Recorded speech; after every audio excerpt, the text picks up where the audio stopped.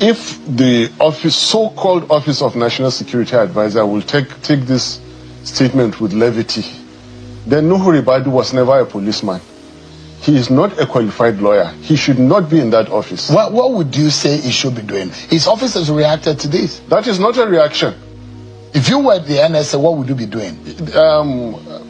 And Nasiru should be writing some comments by now, some statements to the police, to the courts.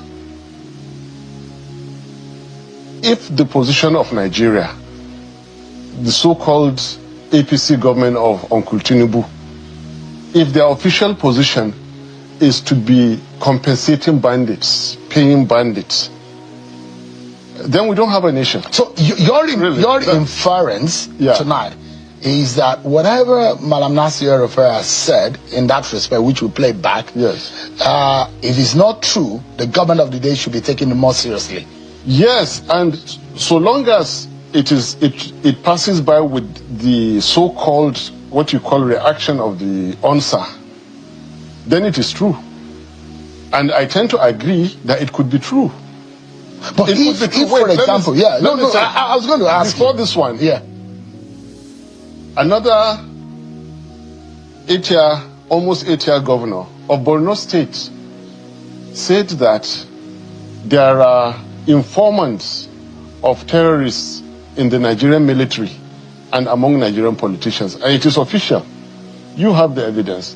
Before then, there was another politician who again said that bandits and terrorists were brought into Nigeria pre-2015 election. These are even small ones. Do you remember? Now, what I'm about to say and my arguments are that insecurity is part of APC. Insecurity has been APC's way of getting power. Insecurity has been part of APC's way of staying in power. Is that fact or just your opinion? That is my candid, firm opinion that is being strengthened by the kind of unfortunate comments like that of Nasiru. So 2 days ago. But there are no facts to what you're saying. There are no facts to what you're saying. There are facts. If there are opinions, how would you say the government of the day's part of their life or living is insecurity? That I'm giving you the facts. Now I have clearly given you 3 statements of politicians, government functionaries that are undisputed. I have given you this. Go back in time. Do you remember that a former Nigerian president was attacked by terrorists? Unprecedented, never in the history of Nigeria did that happen. Do you also remember that I made a passing statement on that in 2022, which, as usual, people didn't take seriously? Why did some young men in the forest in the northeast, what business do they have? When Nigerian leaders leave, they are liked, they are loved, they are forgiven all their errors and everything. This one, they followed and tried to kill him. Why did that happen? What happened in all the donations leading up to 2015? Why decide to come back and run in 2015 after crying and telling the whole world you're no longer contesting? What was the link with North Africa? What was the link with Muammar Gaddafi? He's not alive, but others are alive to say it.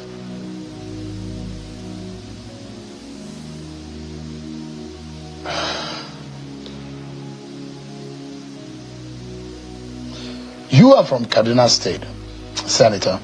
This is Shehu. Oh. I'm in so much pain. Believe me.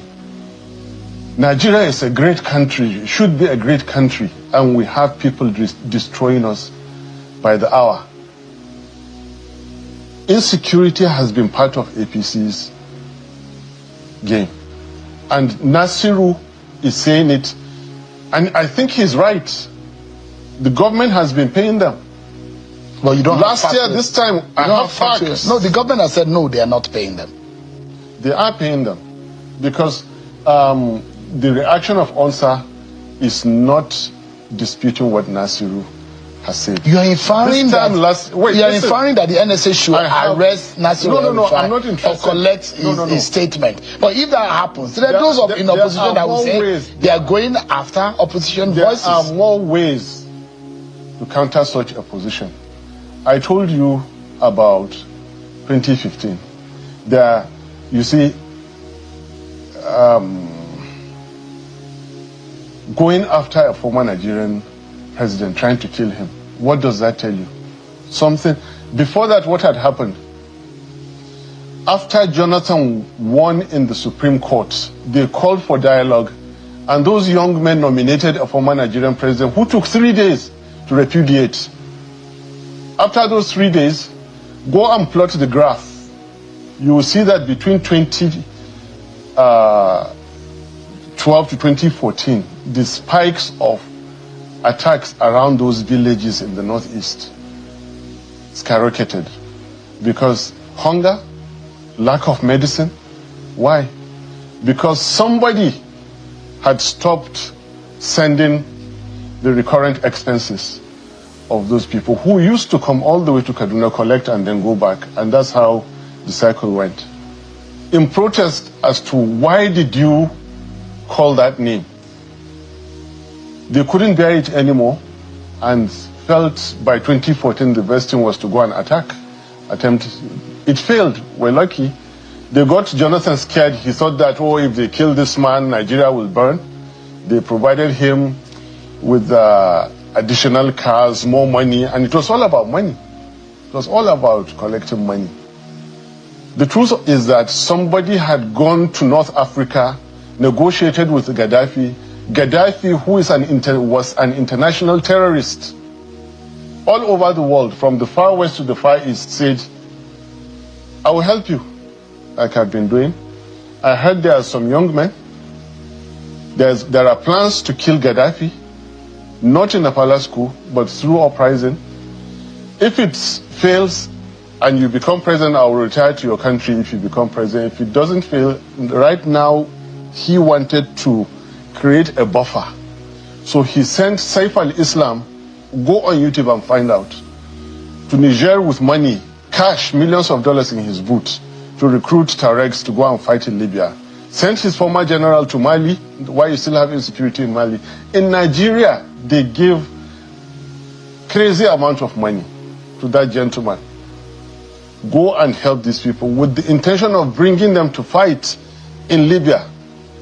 When Gaddafi died, they sat on the money. They kept on with the recurrent until after mentioning the name, and then they stopped sending the money. They became, now all these things are linked.